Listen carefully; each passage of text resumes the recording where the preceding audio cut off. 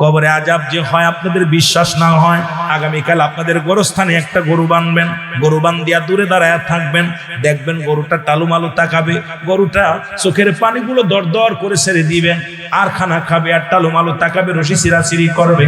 কারণ কবরে আযাব একমাত্র মানুষ এবং দানব বুঝতে পারে না, পৃথিবীর সব প্রাণী কবরে আযাব বুঝতে পারে। এই জন্য নবী বলছে তোমরা বেশি বেশি গোরস্থানের পাশে যাবা, বেশি বেশি জিয়ারত করবা। কারণ বাবা মা মরে গেলে 7টা হক আপনার কাছে নাম্বার 1 হলো, 1 নাম্বার হক হলো তাদের জন্য মাগফিরাত কামনা করতে হবে, 2 নাম্বার তাদের জন্য সওয়াব রেসানি করতে হবে, 3 নাম্বার হলো তাদের দিনা পাওনা পরিশোধ করতে হবে, 4 নাম্বার হলো মুসলমান শুনে নাও তাদের ওসিয়াত পূরণ করা লাগবে মুসলমান, 5 নাম্বার হলো তাদের আত্মীয়স্বজন যারা আছে তাদের সঙ্গে সুন্দর ব্যবহার করা লাগবে, 6 নাম্বার হলো আত্মীয়স্বজনের সাহায্য সহযোগিতা করতে হবে মুসলমান, আত্মীয়স্বজন যারা আছে তাদের সাহায্য সহযোগিতা করতে হবে, 7 নাম্বার হলো পিতা মাতার কবরটা বেশি বেশি করে জিয়ারত করা লাগবে। এখন আমাদের বাবারা আমার আজকে যে মাগফিরাত কামনা এলাকাবাসীর কবরবাসীদের জন্য, আজকে কার মা যেন কবরে শুয়ে আছে, কার বাজার যেন শুয়ে আছে, আর জীবনে তারা আসবে না, আজকে তারা দুয়ার কাঙ্গাল। আল্লাহ আল্লাহ, আজকে যারা দুনিয়া থেকে বিদায় হয়ে গেছে তারাও তো আমার বাড়ি আমার ঘর করে করে দিন কাটাইলো, আজকে এই মহল্লার মধ্যে শুয়ে আছে, কেউ খবর নেয় না রে, কেউ খবর নেয় না। এমন একটা দিন আপনার আমার চলে আসবে, সেদিন আপনার ছেলেও খবর নিবে না। এলাকাবাসীকে ধন্যবাদ জানাই, আজকে কবরবাসীর মাগফিরাত কামনাতে মাহফিল খানা সাজাইল আল্লাহ। এলাকা থেকে যারা বিদায় নিয়ে কবরে চলে গেছে সবাইরে আপনি মাফ করে দিয়েন, জোরে জোরে চিল্লায় বলা যাবে না আল্লাহু আকবার। সানবী ডাকতে কয় মাগো, যাইতে দেখলাম কান্দো, আসতে দেখলাম কান্দো। কয় বাবা রে, ছোট ছেলেটা মারা গেছে, কয় বয়স কত? মাত্র 500 বছর। কয় মাগো বাড়ি যাও, কয় বাবা বাড়ি যাবো কেন? কদিনই বাঁচবানে দুনিয়ার মধ্যে, বাড়ি টাড়ি করি নাই, গাছতলা কাটিয়ে দিই। কয় কি বলো বাবা, তোমার ছোট ছেলের বয়স 500 বছর, এখনো বাড়ি করো না। কয় নবী তোমার নাম কি? কয় আমি নবী মুসা। কয় নবী মুসা রে, কদিন তোমার আল্লাহ বাঁচায় রাখবে, এই সামান্য কদিনের জন্য আর ঘর দরজা করে লাভ কি, এই গাছতলায় জীবনটা কাটায় দিলাম। মুসা নবী কয় মা গো তুমি জানো না এমন একটা জামানা আসবে, এমন নবীর উম্মত, আখির নবীর উম্মত এই দুনিয়ার মধ্যে 40 থেকে 50 বছর হায়াত পাবে। কেন আসবে? বাদশা নমরুদ আল্লাহ তারে দুনিয়ার মধ্যে অভাবী মানুষ ছিল, দুনিয়ায় মানুষের বাড়ি কাজ করতো, মুসলমান দিন মজুরি ছিল, মুসি ছিল, এরপরে মানুষের বাড়ি বাড়ি কাজ করতো দারওয়ান, তারপরে উজির, তারপরে কি হলো মুসলমান এমপি, তারপরে মন্ত্রী, তারপরে প্রধানমন্ত্রী। এই কপাল পুরানা সর্বশেষে বললেন এগুলো যত হওয়া সহজ, আল্লাহ কোনো ব্যাপারই না। এই কপাল পুরানা শেষে আল্লাহ বলে দাবি করেছে, জোরে বলেন না নাউজুবিল্লাহ। পৃথিবীর মধ্যে সবচেয়ে নগণ্য ছিল মুসলমান, শুনে নাও, কাফেরদের মধ্যে এর নাম ছিল বুখতানসর, যিনি ছিল পাপ সম্রাটের বড় পাপী। পৃথিবীর মধ্যে জিনা ব্যভিচার যার ছিল, প্রতিদিন নতুন নতুন নারী লাগতো, কারণ সে এত পাপী ছিল। পৃথিবীর মধ্যে ওর মতো পাপিষ্ট নিষ্ঠুর আর পৃথিবীর মধ্যে এমন নিষ্ঠুর পৃথিবীর মধ্যে কেউ আসেন নাই। এই 4 জন প্রতাপশালী আল্লাহ তামাম পৃথিবীর মধ্যে বানিয়ে দিয়েছিল, দেখা যাক আমাকে ভুলে যায় কিনা। 2 জন মুসলমান 2 জন কাফের, তাদেরও মৃত্যু হয়েছে। ফিরাউন নমরুদ যারা খোদাই দাবি করেছিল তাদেরও মরণ হয়েছে, জোরে বলেন ঠিক কিনা। বলতেছিলাম 1 নাম্বার বিপদ হলো মানুষের মরণ। এই মরণ থেকে পালানোর কোনো পথ নাই, মরণ থেকে বাঁচার কোনো পথ নাই, মরণ থেকে বাঁচার কোনো পথ নাই রে মুসলমান। 25 জন নবীর কথা কুরআনুল কারীমের মধ্যে আছে। আরেকজন ব্যক্তির নাম ছিল, যার নাম লোকমান। উনি 1-2 বছর নয়, সাধনার জগতে ঘুরলেন, ঘুরিয়া ঘুরিয়া উনি যে পথ দিয়ে যাইতেন, গাছে ডাকতে বলতো লোকমান তুমি আমারে নিয়ে যাও, দাঁতের ব্যথা সেরে যাবে। লোকমান রে তুমি আমারে নিয়ে যাও, পেটে ব্যথা সেরে যাবে, লোকমান তুমি আমার নিয়ে যাও, চোখের জ্বালা সেরে যাবে, লোকমান তুমি আমার নিয়ে যাও, ক্যান্সার রোগ ভালো হয়ে যাবে, লোকমান তুমি আমার নিয়ে যাও, জন্ডিস সেরে যাবে, লোকমান তুমি আমার নিয়ে যাও। এইটা গাছে ডাকতে লোকমান হাকিমের বললেন, লোকমান হাকিমের বড় ছেলে ডাক দে, আমার আব্বা যান আপনি কেন ঘোর জঙ্গল দিয়া ঘোরেন? কয় বাজান রে আমি ঘুরি, এমন কোন গাছ একদিন কি ডাক দে বলে লোকমান তুমি আমার নিয়ে যাও, যদি নিতে পারো চির অমর হয়ে যাবা দুনিয়ার মধ্যে। এই চিন্তা আমি পাহাড় নগরে জঙ্গল দিয়া ঘোরাঘুরি করি, এমন একটা দিন কি আসবে রে, ওই গাছে ডেকে বলে লোকমান রে তুমি আমারে পান করো, জীবনে কোনোদিন তোমার মরণ হবে না। চিন্তা করছেন নি? এই লোকমান হাকিম সর্বশেষ ডাকতে আমার কলিজার টুকরো সন্তানেরা শোনো গো, আমি লোকমান আমার জীবনটা কাটাইলাম পৃথিবী ঘুরে ঘুরে রে। চিন্তা করেছিলাম যদি কোনো লতা কোনো পাতায় যদি ডাকতে বলে লোকমান তুমি আমাকে নাও, আমাকে পান করলে আর মরণ হবে না। আরে তার মানে মরণের পেয়ালা পান করতে হবে, কোনো সন্দেহ নাই। ডাকতে পায় ছেলেরা রে, জীবন নষ্ট করো না, ঘুরে ঘুরে নষ্ট করো না, ওই খোদা তাআলার বন্দেগী করো, রব্বে কারীমের গোলামি করো, কারণ দুনিয়ার মায়া ছেড়ে দিয়া রব্বে কারীমের গোলামি করো। কারণ আমি লোকমান কোথাও পাইলাম না এই মরণ থেকে আদম আলাইহিস সালাম থেকে শুরু করে আখির নবী রাহমাতুল আলামিন পর্যন্ত যত পয়গম্বর, যত নবী, যত ওলি, যত গাউস কুতুব আসলেন, সকলেরই মরণের পেয়ালা পান করা লাগছে। ধরে বলেন ঠিক কিনা? ঈসা ইবনে মরিয়ম, ঈসা নবীকে ডাকতে মরিয়ম আলাইহিস সালাম ডাকতে বলে বাবা ঈসা আমার দুনিয়ার কিছু ফল খাইতে মন চায়, আমাকে কিছু ফলের সন্ধান করে দাও। ঈসা আলাইহিস সালাম গেলেন বাজারে ফল আনতে, আয়া দেখে রে এমন সময় আজরাইল এসে হাজির হয়ে গেছে। আসিয়া মরিয়মের ঘরে এসে সালাম দেয়, আসসালামু আলাইকুম মরিয়ম। মরিয়ম ওয়ালাইকুম আসসালাম, তুমি কে? বলে আমি আজরাইল। কেন আসছো? কয় মরিয়ম রে আমি কেন আইছি আপনি কি বোঝেন না? রব্বে কারীম আমাকে আপনার কাছে পাঠিয়েছে, আপনাকে নিয়ে যাব দুনিয়া থেকে, আর বেশি সময় নাই, আমি মালাকুল মউত, এখনই আপনার রূহটা নিয়ে চলে যাব। মা মরিয়ম ডাক দে কয় মালাকুল মউত রে একটু ধৈর্য ধরো, আমার কলিজার টুকরা সন্তান ঈসা নবী গেছে বাজারে, আমি আমার সন্তান যদি আমার এসে না পায় বাবা পাগল হয়ে যাবে, একটু দুইটা কথা বলার সুযোগ করে দাও, আমার কলিজার টুকরা সন্তান আসুক, তার সঙ্গে দুটি কথা বলবো। মরে মুসলমান ঈসা নবীকে, ঈসা নবীর মা মরিয়মকে ডাকতে বলে আজরাইল আলাইহিস সালাম মরিয়ম আমাকে আর সময় আমি দিতে পারবো না, তোমারে সময় দেওয়ার সম্ভব নয়, প্রস্তুতি হও মরণের জন্য। অনেক অনুনয় বিনয় করলেন, কোনো কথা শুনলেন না। এবার মরিয়ম আজরাইল রে যদি না শুনবি আমার কোনো কথা তাহলে আমারে নিয়ে যাও। আজরাইল আলাইহিস সালাম মরিয়ম আলাইহিস সালামের রূহটা বাইর করলেন, এবার নিয়ে চলে গেলেন। মরিয়ম আলাইহিস সালামের ছেলে মুসলমান শুনে নাও, ঈসা আলাইহিস সালাম ঘরের মধ্যে প্রবেশ করলেন। আয়া দেখে মা জননী ঘুমায় আছে, মাকে ডাক দিয়ে বলে মা মা, মাকে ডাক দিলেন, মা ওঠে না। আর বুঝতে বাকি নাই মা আর দুনিয়ার মধ্যে নাই। ডাক দিয়ে বলে রব্বে কারীম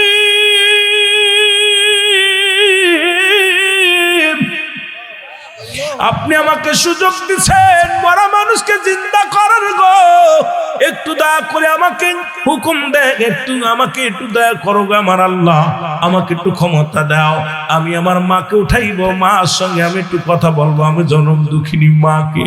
আমার আল্লাহ পাক শক্তি দিলেন, সঙ্গে সঙ্গে ঈসা আলাইহিস সালাম ডাক দিয়ে বলেন মা, একটা ডাক দিছে, লাভ দে মা উঠে পড়ছে। উঠিয়া দেখে সন্তানের হাতে মুসলমান, সন্তানের হাতে ফলের ব্যাগ। ডাক দে কয় বাবারে ফল আনছো? কয় মা গো আর দুনিয়ার ফল তোমার কপালে নাই, কারণ দুনিয়া থেকে বিদায় হয়ে গেছো গো মা, এই ফল আর তুমি খাইতে পারবে না গো মা। ডাকতে বলে মা আমি তোমারে জাগাইছি, তুমি আগে বলো আজরাইল আলাইহিস সালাম তোমার সঙ্গে কি রূপ ব্যবহার করেছে, কারণ তুমি হলে একজন নবীর মা, তুমি হলে এমন একজন মা, জগৎ বিখ্যাত একজন মা মরিয়ম। মা গো আগে বলো তোমার সঙ্গে আজরাইল কেমন রূপ ব্যবহার করেছে। মরিয়ম আলাইহিস সালাম ডাকতে বলে বাবা ঈসা রে, ওরে মৃত্যু যত কঠিন যন্ত্রণা, তোমার দুনিয়ার মধ্যে আনতে যত কষ্ট হয়েছে, যত রক্ত পানি প্রবাহিত হয়েছে রে বাবা, এর চাইতে হাজারো কষ্ট আমার লাগছে আমার দেহের মধ্যে। আমার মন বলে রে বাবা ঈসা, আমার গা থেকে যেন জীবিত মানুষের চামড়া ছিঁড়ে নিয়ে এর মধ্যে আমার যন্ত্রণাদায়ক কোন ওষুধ লাগায় দিছে। ডাক দি বলে মা মা গো, কারণ ইমানদারের মৃত্যুটা তো সহজ হবে। ইমানদারের মৃত্যু হয় শুনেছি রে মুসলমান, ওই আটা গুলায় খামির বানাইয়া এই খামিরের মধ্যে যদি একটা চুল পড়ে, চুলটা টান দিলে যেমন অনায়াসে বাইর হয়ে যায়, তদ্রূপ ইমানদারের মৃত্যু হয়। ইমানদারের খুব আসানে মৃত্যু হয়। ডাকতে বলে আজরাইল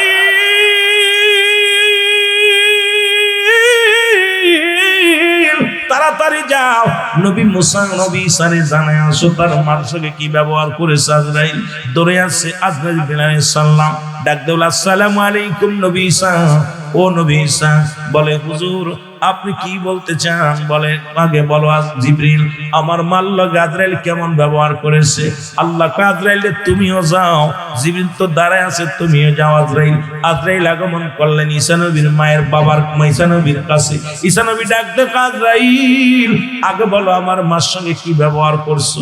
বলে হুজুর আমি এত বড় দানব, এই জমিনের মধ্যে থাকে আমার পা, মাথা থেকে আসমানে তামাম পৃথিবীর পানিগুলো যদি ঢেলে দিয়ে আমার গায়ের উপরে ঢেলে দেওয়া হয় মাথার উপরে, একটু পানি গড়ায়া পড়বে না জমিনে। ও যুবক, এই আজরাইল প্রত্যেকটা মানুষের কাছেই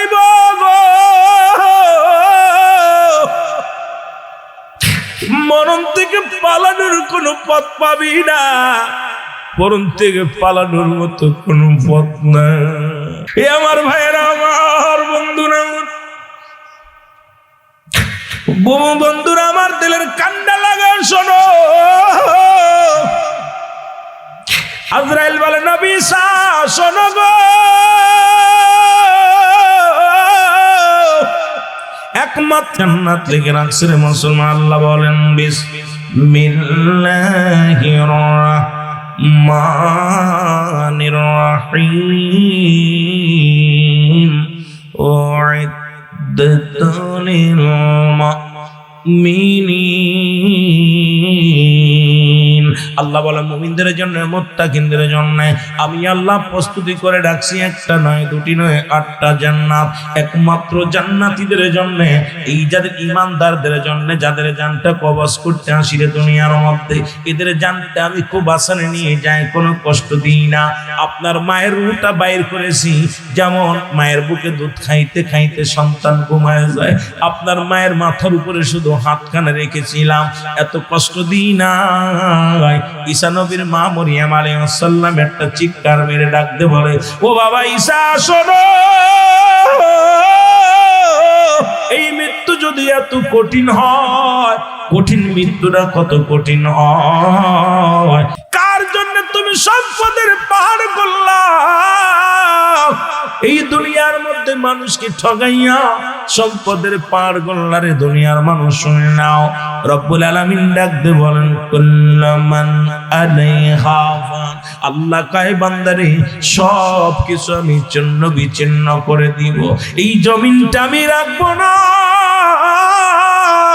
এই জমিনের মধ্যে যত মাটি আছে রে, এই পৃথিবীর মধ্যে 3 ভাগ পানি, 1 ভাগ মাটি। রব্বুল আলামিন ডাক দেখায় বান্দা, এই জমিনের মধ্যে যত মাটি আছে সমস্ত মাটিগুলো আমি আল্লাহ পুড়ায়া তামা বানায়া দিব, কিচ্ছু বলতে কিচ্ছু থাকবে না। এই জমিনের পানিগুলো পুড়ায় আমি ছাই বানায়া দিব, এই দুনিয়ার কিচ্ছু বলতে কিচ্ছু যেদিন থাকবে না রে, সব কিছু যেদিন শেষ করে দিবে আমার আল্লাহ, সেদিন থাকবে শুধু আমার আল্লাহ। জোরে জোরে চিল্লায় বলা যাবে আল্লাহ। যেদিন কিচ্ছু বলতে কিচ্ছু থাকবে না, থাকবে শুধু আমার আল্লাহ। আল্লাহ কয় বান্দারে সেদিন আমি থাকবো আমার নবীর ভালোবাসা নিয়া। ও আমার যুবকেরা, নবীজির ভালোবাসা নিয়া থাকবে আমার রব্বি কারীম। আমার নবী কয় এই দুনিয়ার মধ্যে আগমন করলাম আমার উম্মতের জন্য, হায়াতে খায়রুল লাকুম, আমার হায়াতের জিন্দেগিটা আমার উম্মতের জন্য কল্যাণ স্বরূপ। এই দুনিয়ার জিন্দেগিটা আমার উম্মতের সঙ্গে কথাবার্তা বললাম, উম্মতের সঙ্গে চলাফেরা করলাম, উম্মতের এমনি সংসার ধর্ম করে এমনি এমনি করলাম আমি। আমার যুবক বাবারা দিলের কান্ডা লাগায় শুনে নাও, নবীকে আমার দুনিয়া থেকে আবার চলে গেলাম, ওফাতি খায়রুল লাকুম, আমার ওফাতটা আমার উম্মতের জন্য কল্যাণ স্বরূপ।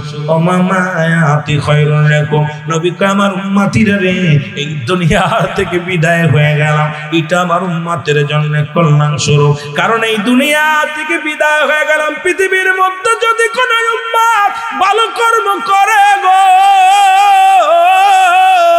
সঙ্গে সঙ্গে আমি নবী আল্লাহর দরবারে প্রশংসা করি, আমার আল্লাহ অমুক গ্রামে অমুক ব্যক্তি গো আল্লাহ, এই সারগা মুসলমান চারিপাড়া, মুসলমান চারিপাড়ার জমিনের মধ্যে অমুক ব্যক্তি ভালো কর্ম করেছে, প্রশংসা করে আমার আল্লাহর দরবারে আমার নবীজি।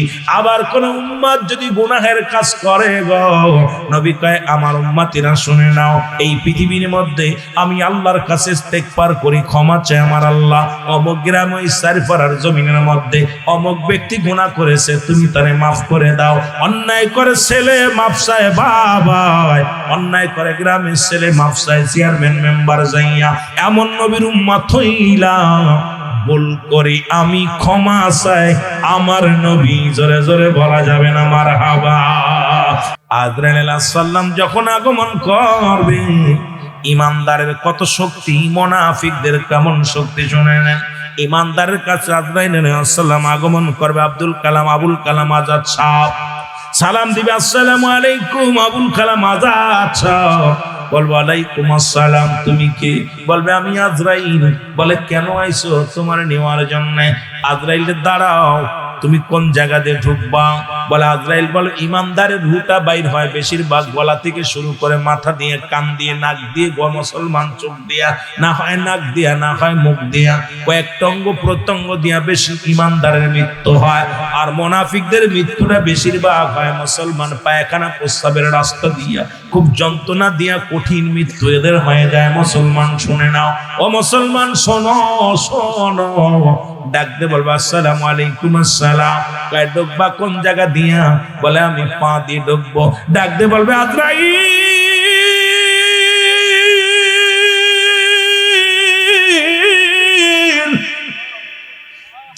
আমার এই পাতে কোনোদিন আমি গান শুনতে যাই না, আমার এই পা দিয়ে কোনোদিন আমি নাচ দেখতে যাই না, পৃথিবীর কোন বাজারে যাই না, অন্যায় কাজে লিপ্ত হই না।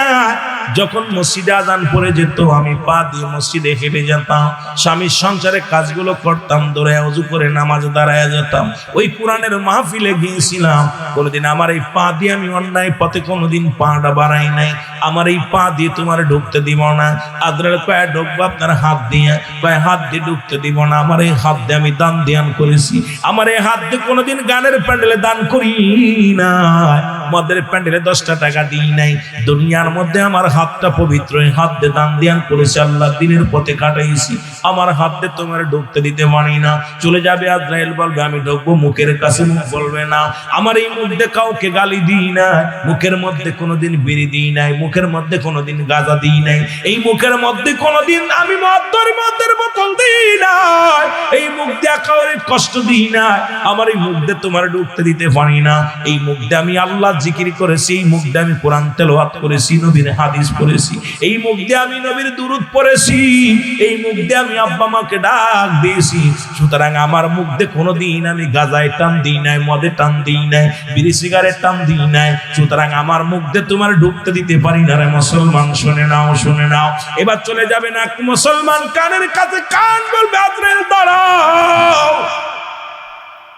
আমার এই কান দিয়ে কোনোদিন আমি গান বাজনা শুনি নাই, আমার এই কান্দে খোদার কোরআন তেলাওয়াত করেছে শুনেছি, ওলামা একরাম ওয়াজ করেছে এগুলো শুনেছি। আল্লাহর আযান যখন মসজিদে আযান পড়তো আযানগুলো আমি খেয়াল করে শুনতাম। আমার এই কান্দে কোনোদিন আমি বাজনা গান বাজনা শুনি নাই, সুতরাং আমার কান্দে ঢুকতে দিব না। এইরকম মাথা দিয়ে মাথা বলবে আমি সিজদায় উঠেছিলাম, কোনোদিন তো আমি আল্লাহর সিজদা করি, দুনিয়ায় কোনোদিন অন্য কারো সিজদা করি নাই। আমার ভিতর দিয়ে তোমার ঢুকতে দিতে পারি না। দাঁড়ায় থাকবে রব্বে কারিম, ডাকতে বলবে আজরাইল দাঁড়ায় আসো কেন, রুটা বাইর করছো নি? কয় আল্লাহ তোমার বান্দা তো ঢুকতে দেয় না, সব জায়গা থেকে বাধা পায়, জোরে বলা যাবে না সুবহানাল্লাহ। এক একটা জান্নাতের মধ্যে এত বড় নিয়ামত আছে, শুনে নাও। তখন ডাকতে বল বান্দা ও আজরাইল শুনে নাও, আমি রব্বে কারিমের গোলামি করেছিলাম জান্নাতের আশাই না, কারণ আমি আমার রব্বুল আলামিনকে দেখি নাই, আমি আমার রাসূলকে দেখি নাই। তারে পাওয়ার জন্য দুনিয়ার মধ্যে ইবাদত বন্দেগী করেছিলাম। এই দুনিয়ার মধ্যে যখন কালেমা পড়েছিলাম লা ইলাহা ইল্লাল্লাহু মুহাম্মাদুর রাসূলুল্লাহ সাল্লাল্লাহু আলাইহি ওয়াসাল্লাম, আশহাদু আল্লা ইলাহা ইল্লাল্লাহু লা শারীকা লাহু, আশহাদু আন্না মুহাম্মাদান আবদুহু ওয়া রাসূলুহু। জোরে জোরে চিল্লায়া বলা যাবে না মারহাবা। আজরাইল দুনিয়ার মধ্যে যখন আমি কালেমা পড়েছিলাম, আল্লাহ ছাড়া কোনো মাবুদ নাই সাক্ষী দিয়েছিলাম, আল্লাহর প্রেরিত রাসূল মুহাম্মদুর রাসূলুল্লাহ, ওই নবীর প্রেমে আমি পাগল, ওই আল্লাহর আমি পাগল। দেখাইবে বান্দা দেখো জান্নাতের গায়ের মধ্যে লেখা থাকবে লা ইলাহা ইল্লাল্লাহু। বান্দা আল্লাহর নামে ঝুঁকে যাবে, বান্দা সঙ্গে সঙ্গে আল্লাহর প্রেমে পাগল হয়ে যাবে, নবীর প্রেমে আসক্ত হয়ে যাবে। আমার আল্লাহ বলবে আজরাইল চোখের ভিতরে ঢুকো। ইমানদারের বেশিরভাগ চোখ দিয়ে আজরাইল প্রবেশ করে নাই, মুখ দিয়ে প্রবেশ করে। দেখবেন ইমানদারের মৃত্যুর সময় এই মানুষটা দেখবেন মিটমিট করে হাসি দেয়, মুখের ভিতরে লাবণ্যর হাসি এসে যায়, কোনো কষ্টের ছায়া থাকে না। ইমানদারের মরণের সময় হাসি মুখ, মুসলমান জবানটা খুলে যায়, মুখের ভিতরে কত সুন্দর হাসি এসে যায়। যদিও হাসতে না পারে, ঠোঁটের কোণা দিয়ে কেন যেন একটা মৃদু হাসি এসে যায়। এই মৃদু হাসির মধ্যেই দেখবেন বান্দা তাকায় দেখে, প্রথম তাকায় সামনে উপর দিকে তাকায়, কারণ উপর দরজার মধ্যে লেখা থাকে আল্লাহু আকবার। সারা জীবন আল্লাহর গোলামি করছে, নামটা দেখে বান্দা পাগল হয়ে যায় আল্লাহু আকবার। তখনই আজরাইল প্রবেশ করে। এবার ডান দিকে তাকায়, মিষ্টি করে সামান্য করে গাড্ডা ঘুরিয়ে দেয়, চোখের পলক ঘুরিয়ে দেয়, যদি ঘান্না ঘুরাইতে পারে লা ইলাহা ইল্লাল্লাহ মাসকানা মুহাম্মাদুর রাসূলুল্লাহ। বান্দা যখন বাম দিকে নজর করে, সঙ্গে সঙ্গে আজরাইল আলাইহিস সালাম জানটা বাইর করে, এই রকম নিচের দিকে একটা টান দেয়, সঙ্গে সঙ্গে জানটা বাইর হয়ে যায়। যারা মরণকালে যারা পাশে থাকছেন দেখবেন আমি কথাগুলো যা বলে গেলাম, ইমানদারের মৃত্যুর এত সুন্দর ছোট্ট করে চাউনি দিয়া। ও মুসলমান শুনে নাও, শুনে নাও, দুনিয়াটা দেখবে, দুনিয়া দেখে না রে মুসলমান, আপনাকে দেখে না। কারণ আল্লাহর এই কুদরতি নাম, আল্লাহ মহান, আল্লাহ বড়, এই নামটা যখন বান্দারের সামনে হাজির হয়ে যায়, কারণ আল্লাহর গোলাম এই শীতের রাত্রে ঠান্ডার মধ্যে বসে বসে যারা ওয়াজ শুনে, এই শীতের রাত্রে যারা ওযু করিয়ে নামাজ পড়ে, আল্লাহর এমন পাগল থাকে, আল্লাহর পাগল রব্বে কারিমের জন্য। ও মুসলমান, রব্বে কারিমের নামটা যখন দেখে রে, আল্লাহু আকবার ধ্বনি যখন শুনতে পায়, তখন বান্দার মুখের ভিতর হাসি এসে যায়, মনটা ভালো হয়ে যায়। যখন মুহাম্মদ শব্দটা পায়, তখনই তার মনে তৃপ্তি পায়, তখন রূহটা বাইর হয়ে যায়। যখন বান্দার মৃত্যু হয়ে গেল, যুবক এইবার যখন মৃত্যু হয়ে গেল, কিরামান কাতিবিন প্রত্যেকটা মানুষের কাছে ছিল, যখন আপনারা গোসল করা কাফন পরায়া দাফন করায়া যখন চলে আসবে, দ্বিতীয় নাম্বার বিপদ হলো কবরের। মুসলমান শুনে নাও, ওই কবরের ভিতরে একজন ফেরেশতা আসবে, তার নাম হলো নুমান ফেরেশতা। জোরে বলো আল্লাহু আকবার। ফেরেশতার নাম নুমান। আমরা মনে জানি অনেকেই যে মারা গেলে মনকার নেকির কবরে আইব, কবরে কোন ফেরেশতা আইব? মনকার নেকির আইব। নুমান ফেরেশতা কবরের ভিতরে আসবে, ডাক উঠাইব, আসসালামু আলাইকুম আবুল কালাম, ওঠো। রুহুল আমিন সিদ্দিক ওঠো।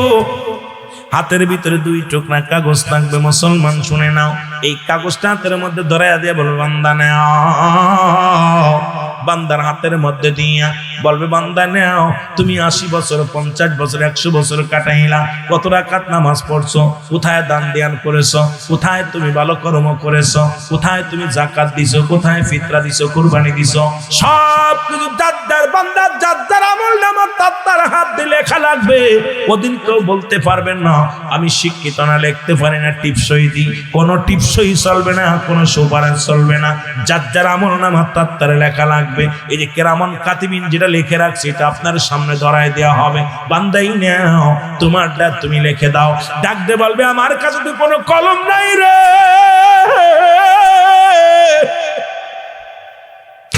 ডাকতে বলবে, ফেরেশতারা শোনো, আমার কাছে তো কোনো কলম নাই। ফেরেশতা ডাকতে বলবো, আবুল কালাম সাহেব, রুহুল আমিন সাহেব, শুনে নাও, তোমার কাছে কলম লাগবে না। ও মুসলমান শুনে নাও, ফরহাদ ইকবাল শোনো, কারণ তোমার ডান হাতের শাহাদত আঙ্গুল মোবারক হলো তোমার কলম। জোরে জোরে চিল্লায়া বলা যাবে না আল্লাহু আকবার। এ যুবক, তোদের হাতে ধরে বলে যায়, পা ধরে বলে যায়, এই হাত দিয়ে আর গাঁজা ধরিস না, মদ ধরিস না, ইয়াবা ধরিস না, বিড়ি ধরিস না। এই হাত দিয়ে আর সুদের কারবার করিস না, ঘুষের কারবার করিস না। এই হাত অন্যায় ভাবে কাউকে প্রহার করিস না। এই হাতের শাহাদত আঙ্গুল মোবারক হবে কলম। বান্দা বলবে, আমি কলম পাইলাম, এখন কালি তো না। বলবে, কালি হলো তোমার মুখের থুতু মোবারক। জোরে বলো মারহাবা। এ যুবক, তোদের পায়ে ধরে বলে যায়, হাত ধরে বলে যায়, এই মুখের মধ্যে আর বিড়ি টান দিস না, মুখ দিয়ে আর গাঁজা খাস না, মুখ দিয়ে আর ইয়াবা খাস না, মদ খাস না, মুখ দিয়ে কাউকে গালি দিস না, মুখ দিয়ে কাউকে ফাঁসা কথা বলিস না। এই মুখের থুতু মোবারক হবে কালি।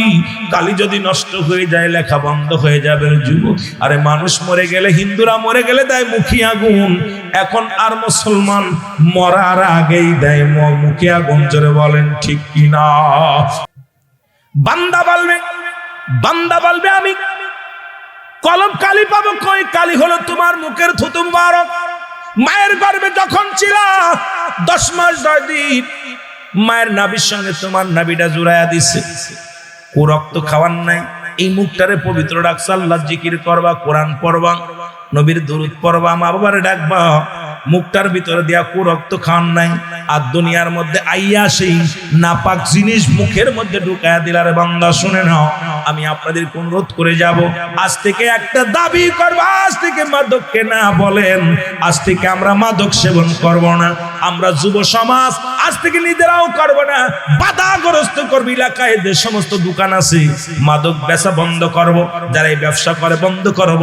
কারণ আজ থেকে আমরা যুবকরা এই সমাজকে বাঁচানোর জন্য, এই সমাজকে বাঁচানোর জন্য আমরা অগ্রগামী ভূমিকা পালন করব। কে কে রাজি আছো? একটু হাত দুইখানা মওলারে দেখা দাও। নারায়ে তাকবীর, আল্লাহু আকবার, নারায়ে রিসালাত, ইয়া রাসূলুল্লাহ। বান্দা বলবেন, আমি তো কলম পাইলাম, কালি পাইলাম, এখন লাগবো কিসের উপরে? আমার কাছে তো কোনো কাগজ নাই। ডাক দে বল, বান্দা 3 টুকরা কাপড়ের কাপড় দেয়া হয়। বল, বান্দা এইটা হলো তোমার। 1 টুকরা কাপড়ের কাপড় গা থেকে তুলে নেবে, নিয়া বলবে লিখে দাও। সেকেন্ডের মধ্যে লেখা হয়ে যাবে। এটা হাত থেকে নিয়ে নেবে, সিনিয়া আরেকটা কাগজ ধরায়া দিবে, দিয়া বল, বান্দা এই নাও, এটার মধ্যে তুমি লেখো। আমার বাজানেরা শুনে নাও, এবার উনি এইটা নিয়ে দেখবে, এবার ওই 40 বছর 80 বছর কত অন্যায় কাজ করেছিলাম, কোথায় জুলুম করেছিলাম, কোথায় কোন মহিলা নিয়ে গল্প করেছিলাম, কোথায় আমি অন্যায় করেছিলাম। বান্দা বলবে, আমি লিখতে পারি না, আমাকে ক্ষমা করো। ডান দিক থেকে মাটি চাপ দিবে, বাম দিক থেকে মাটিগুলো চাপ দিবে, উপর নিচে চাপ দিবে, কবরে যা দাব শুরু হয়ে যাবে। রব্বির হামহুমা কামা রব্বায়ানি সগীরা। জোরে বলেন, রব্বির হামহুমা কামা রব্বায়ানি সগীরা। আল্লাহ, আব্বা মা যারা শুয়ে আছে, আরে আজকে যারা আব্বা মার জন্য কাদের চোখের পানি ছাড়েন, এই 7টা হক আব্বা মার প্রতি আপনার আছে। আজকে যে হকগুলো যদি আদায় না করে চলে যান, পিতা সন্তানের সঙ্গে সম্পর্ক থাকবে না। পিতা সন্তানকে চিনবে না, সন্তান পিতাকে চিনবে না। সেই কঠিন দিনের কথা রে মুসলমান, তিন নাম্বার বিপদ হলো মুসলমান কিয়ামতের ময়দান। যেদিন এই কিয়ামতের ময়দান, যেদিন মানুষের মুঠো হাত উপরে সূর্যোদয় হবে গো, যেদিন মাটিগুলো পুড়ে তামা হয়ে যাবে, মানুষ সাঁতারে কাটবে, ঘামের মধ্যে সাঁতারে কাটবে, মানুষগুলো নাফসি নাফসি কে দৌড়াইবে, ইয়া সালিম ইয়া সালিম, নিরাপত্তা দাও নিরাপত্তা করে কাঁদবে। সেদিন মুসলমান কেউ কারো সাহায্য আসবে না, সেদিন একমাত্র দরদি দরদি বান্ধব হবে আমার আপনার নবী রাহমাতুল লিল আলামিন। জোরে জোরে চিল্লায় বলেন না আল্লাহু আকবার। মদিনা যাইতে পারলাম না, মদিনা দেখতে পারলাম না, মদিনা যাইতে পারলাম না, মদিনা আমি অসহায় তাই এত দূরে। এই সৃষ্টি কুলে জন্ম নিয়েছি, আমার আপনার মরণ আছে গো। ও আমার ভাইয়েরা, আমার মরণের কথা বলতে গেলে আল্লামা মুফতি আমজাদ আলী সাহেব একটা কিতাব লিখতেন, কিতাবের নাম বারে শুনিয়া। এই কিতাবের মধ্যে লিখলেন, দুনিয়ার মানুষ শোনো, মানুষ যখন সাধারণ মৃত্যুবরণ করে 70টা উটের গায়ের চামড়া জবাই না করিয়া উল্টো দিকে টান দিয়া লবণের মরিচ লাগায় দিলে যতটুকু যন্ত্রণা হয়, এর চাইতে 70 গুণ যন্ত্রণা হলো একটা সাধারণ মরণ। জোরে জোরে চিল্লায় বলো আল্লাহু আকবার। আমার মরণ আসিবে কখন কেউ তো জানি না, আমার মরণ। আরো জোরে বললেন, আমার মরণ আসিবে কখন কেউ তো জানি। এ আমি চলে যাব, আমায় তোমরা ভুইলা যাইও না, আমি না, আমার মরণ আসিবে কখন কেউ তো জানি না। ডানে বামে মাটি, বলো ডানে বামে মাটি, আমার মাটির বিছানা। ডানে বামে মাটি আমার, টাকা পয়সা দালান কোটা যাহা করেছি সব কিছু ফেলাইয়া আজি একাই চলেছি রে। আমি সব কিছু ফেলাইয়া আজি একাই চলেছি।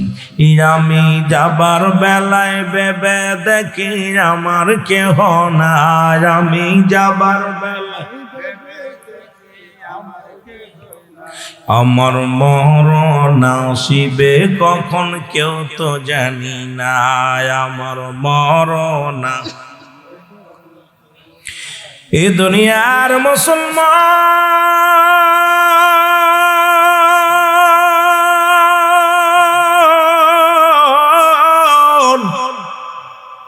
পৃথিবীর মধ্যে 1 নাম্বার বিপদ হলো মানুষের মরণ,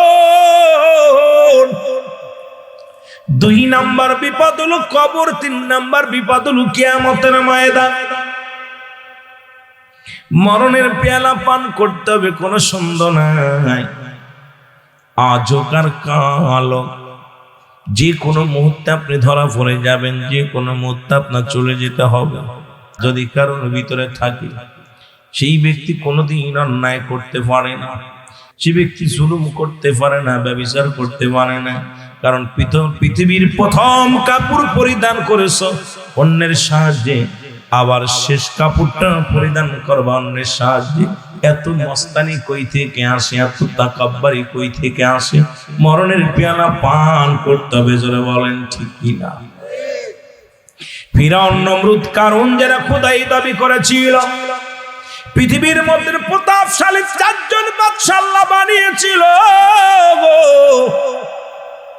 মুসলমানদের মধ্যে 2 জন, কাফেরদের মধ্যে 2 জন। এই পৃথিবীর মধ্যে প্রতাপশালী বাদশা যারা ছিল, ধন দৌলত তাদের দান করেছিল আমার আল্লাহ। তারা এই দুনিয়ার মধ্যে না, কত বিদেশি ভাই বিদেশের জমিনে পড়ে আসে, সম্পদের পাহাড় বানাইতেছে, সম্পদ পড়ে থাকবে, এই সম্পদ গুলো খাবে লোকে, তোমার দেহ খাবে পোকে। জোরে বলেন ঠিক কিনা? ধন সম্পদ সব বানাই তুই যাচ্ছে, ভালো আমল যদি না করে সব ছেলে মেয়ে বাগাবাগি করবে। ইটালি আছেন, ফ্রান্স আছেন, গ্রিস আছেন, কত বড় বড় রাষ্ট্রে আছেন আমার বাজানরা, ধন সম্পদের পাহাড় বানায় থুয়ে যাচ্ছেন, কিন্তু একবার কি চিন্তা করছেন আপনি আমলের পাহাড় বানাতে পারেন নাই? এই সম্পদ ছেলে ভাগাভাগি করবে, মেয়ে ভাগাভাগি করবে। ওই যে ডিপ জালের বোনেরা যেমন শুরু করছে, ডিপ জালের বিরুদ্ধে অভিযোগ, ভাই ফাঁকি দিচ্ছে, আরে ভাই এখনই মারা গেলে 3.5 হাত একটা গর্ত, 3.5 হাত একটা কবর, এর বেশি পাওয়া যাবে না। জোরে বলেন ঠিক কিনা? পাওয়া যাবে? হয়তো কারোর জন্য একটু দামি কাপড় আসবে, কারোর জন্য একটু নর্মাল কাপড়। কি বাজান ঠিক কিনা? আমার বাবারা, আমার বন্ধুরা, আমার যে কথাগুলো বলি দিলের কান্ডা লাগা শোনো। মুসলমানদের মধ্যে 4 জন হলো প্রতাপশালী বাদশা ছিল গো। একজনের নাম পয়গম্বর সুলাইমান। রব্বুল আলামিন তাকে এত পাওয়ার, এত ক্ষমতা তারে দান করলেন। এই পৃথিবীর মধ্যে একটা মুজিজার আংটি তারে দান করলেন, একটা কুরসি তারে দান করলেন। তামাম পৃথিবী ঘুরে ঘুরে দেখতো, পেট্রোল লাগতো না, ডিজেল লাগতো না, ড্রাইভার লাগতো না, শুধু হুকুম দিত। এই চেয়ারটায় বসে বসে তামাম পৃথিবী ঘুরিয়া ঘুরিয়া দেখতো। জোরে বলেন মারহাবা।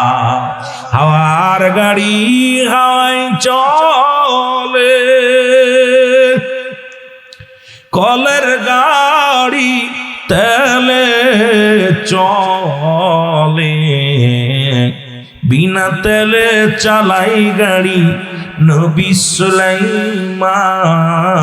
আমরা সেই মুসলমান, আমরা তথ্যে মুসলমান।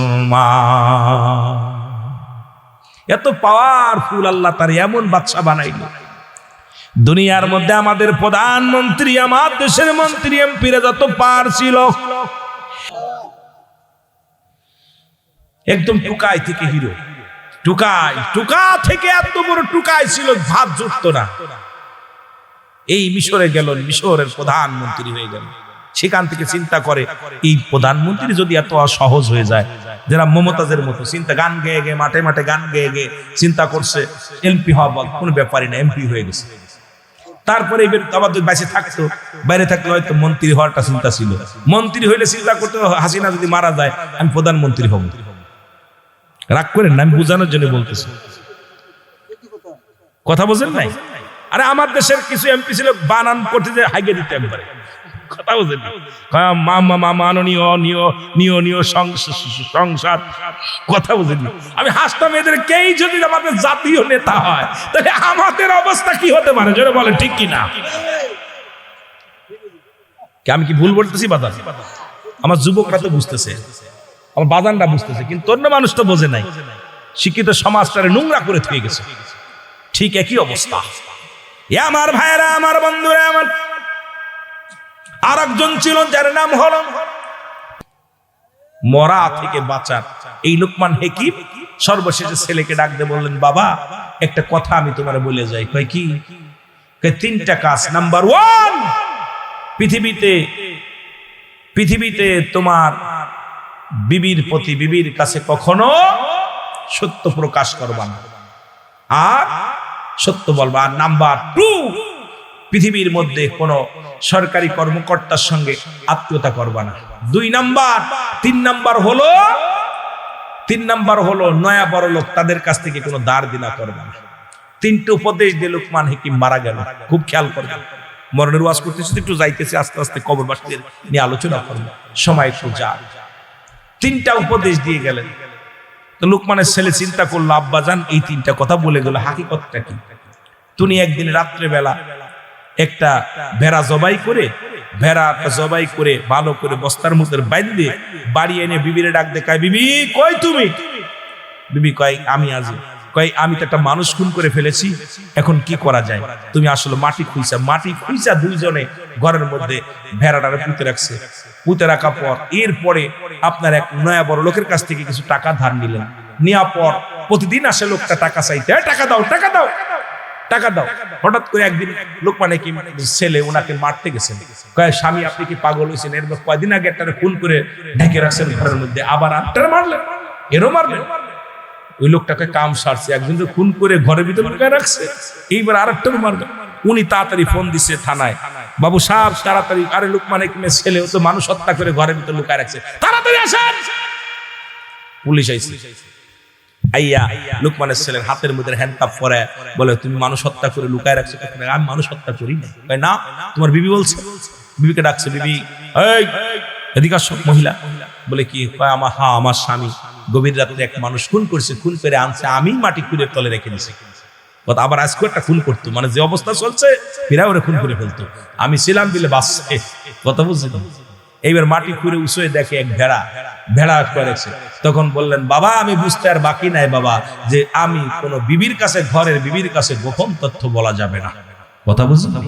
উনি গেছে দুনিয়ার রোগ বালা মুসিবতের ওষুধ ছাইরা সর্বশেষ ছেলেরে বলে গেলেন।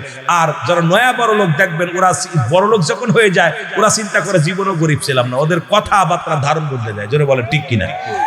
দেখবেন আপনাদের এলাকার মধ্যে অনেকে বিদেশে হঠাৎ করে গেছে, আইসা ও আর মানুষ আছেন না, চশমা সহি দিয়ে রাস্তা দিয়ে হাঁটবো, গরিব মানুষের ওর কথাবার্তা ধারণ সব বদলে গেছে। ওর ভাবটা মনে হয় জীবনে গরিব ছিল না।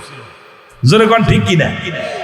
না ওর কিছু টাকা হইলে ওর অহংকার আর মারতে পা যায় না, পা লাগে না, এরকম। এই জন্য লোকমান হাকিম এটাও বুঝাই দিয়ে গেছে। এই জন্য কথাটা বলতে যায়, মরার কথা কথি যায়। আর একটা হলো ওই যে কলাম যে পিরিত আছে, খট করে ফোন দেশে লাগায়। কিছু লোক আছে দেখবেন কাজ পায় না, জুড়ে কাজ পায় না, খালি এর শাল ওরে দিয়ে দেয়, মানে থানায় যোগাযোগ আছে, আলো পুলিশে মানে দেশে ধরায়। ওর কাবি হলো খালি মানে সম্পর্ক ভালো আছে, নিজে খুব আমিত্ব দেখায়। এই জন্য লোকমান হাকিম সর্বশেষে বলে গেছে তিনটা জায়গা খুব সতর্ক থাকবা। আল্লাহু আকবার বলে। আমার ভাইরা, আমার বন্ধুরা, আমার বলতেছিলাম, নাম্বার 1 হলো মরণ, নাম্বার 2 হলো কবর। আল্লামা মুফতি আমজাদ আলী সাহেব কিতাব লেখেন, কিতাবের নাম্বার শরিয়া। এই কিতাবের মধ্যে লিখতে যা বললেন, রে আমার মনের জল্পনা কল্পনা নবী যাব আমি সোনা, বলো যাব আমি। বাবা তাড়াতাড়ি, তা অনেক আলোচনা, বলেন যাব আমি মহব্বতে, বলেন যাব আমি সোনার। আমার মনের জল্পনা কল্পনা নবী যাব আমি সোনা, বলো যাব আমি সোনার মদিনায়, বলো যাব আমি নাই গো, যাব আমি সোনা। এর নবীজি কেউ ভালোবাসি, মনটাই আমার অনেক খুশি। নবীজি কেউ ভালোবাসি, মনটাই আমার অনেক খুশি। নবীজি কেউ ভালোবেসে তৃপ্তি মেটে না, বলো নবীজি কেউ ভালোবেসে না গো, যাব আমি সোনা, বলো যাব আমি সোনার মদিনায়, বলো যাব আমি। আমার মনের জল্পনা কল্পনা নবী যাব আমি সোনা। এ যুবকের আওয়াজ দে, বলো যাব আমি, হায় হায় যাব আমি না গো, যাব আমি সোনা। নবীর প্রেমে এত জাদু, ডাকিলে মনে হয় মধু। নবীর প্রেমে এত জাদু, ডাকিলে মনে, এই মধু কোথাও মেলে না, বলো এই মধু কোথাও না গো, যাব আমি সোনা, বলো যাব আমি সোনার মদিনায়, বলো যাব আমি না গো, যাব আমি সোনা। আমার মনের জল্পনা কল্পনা নবী যাব আমি সোনা।